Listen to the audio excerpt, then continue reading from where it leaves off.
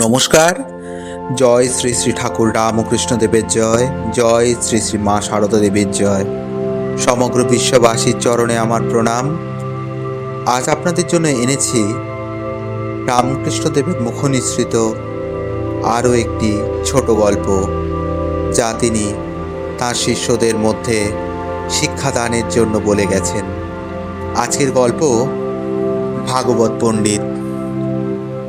এক পণ্ডিত রাজাকে ভগবত পাঠ করে শোনাতেন।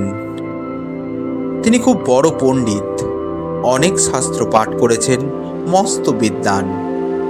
রাজাও খুব ভক্তিমান। পাঠের সময় মাঝে মাঝে পণ্ডিত রাজাকে জিজ্ঞেস করেন, মহারাজ বুঝেছেন? রাজা উত্তর দেন, পণ্ডিত মশাই, আগে আপনি বুঝুন। রাজার মনের ভাব পণ্ডিত বুঝতেন না। তার মতো এত অগাধ বিদ্যা দেশের আর কোনো পণ্ডিতেরই নেই। ভাগবতের সংস্কৃত কথাগুলির মানে না বোঝার কি আছে? পণ্ডিত নিজেও কত সংস্কৃত শ্লোক রচনা করেছেন। যাই হোক, পণ্ডিত রাজসভায় ভগবত পাঠ করে যান। কঠিন কঠিন জায়গাগুলো খুব ভালো করে ব্যাখ্যা করেন। রাজা এক মনে ভাগবত শোনেন, কিন্তু তিনি বুঝতে পারেন না। তার মুখ দেখে কিছুই বোঝা যায় না যে তিনি আদৌ বুঝছেন কিনা। পণ্ডিত আবারও জিজ্ঞাসা করেন, মহারাজ আপনি বুঝতে পেরেছেন? আবার সেই উত্তরই আসে, আগে আপনি বুঝুন। রাজার কথায় পণ্ডিত অবাক হয়ে যান। তিনি ভাগবতের অর্থ বুঝতে পারেন, কিন্তু রাজার কথার অর্থ বুঝতে পারেন না। বাড়িতে গিয়ে পণ্ডিত এক মনে ভগবত পাঠ করেন। পরের দিন আবার রাজসভায় এসে সেই পাঠ শোনান। পাঠের সময় পণ্ডিত রাজাকে প্রশ্ন করেন। রাজা আবার সেই উত্তরই দেয়, আপনি আগে বুঝুন।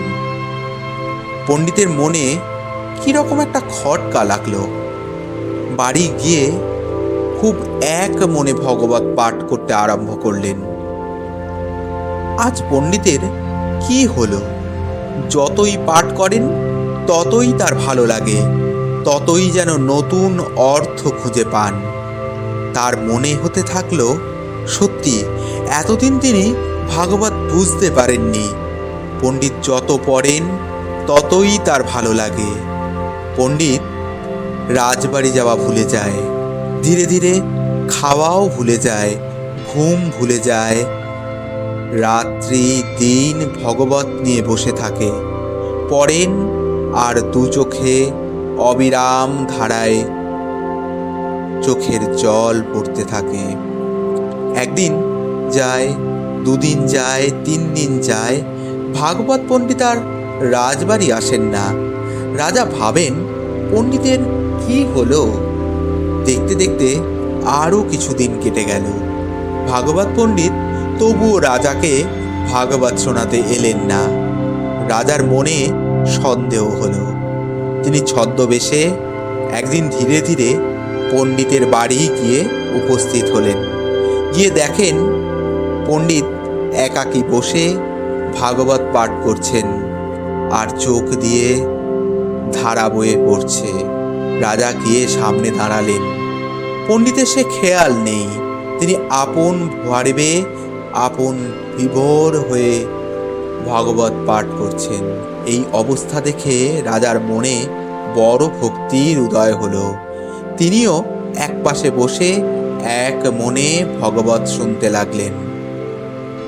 অনেকক্ষণ পর পণ্ডিতের পাঠ শেষ হলো। রাজা গিয়ে তখন পণ্ডিতকে মাটিতে পড়ে প্রণাম করলেন। পণ্ডিত রাজাকে দেখে চিনতে পারলেন। বললেন, মহারাজ আপনি আমার চোখ খুলে দিয়েছেন। ধর্মপুস্তকের কথা পাঠ করলে তার শুধু অর্থ করলেই হয় না, তার তত্ত্ব, তার মর্ম নিজের অন্তরে অনুভব করতে হয়। শেষ হলো আজকের গল্প। নমস্কার।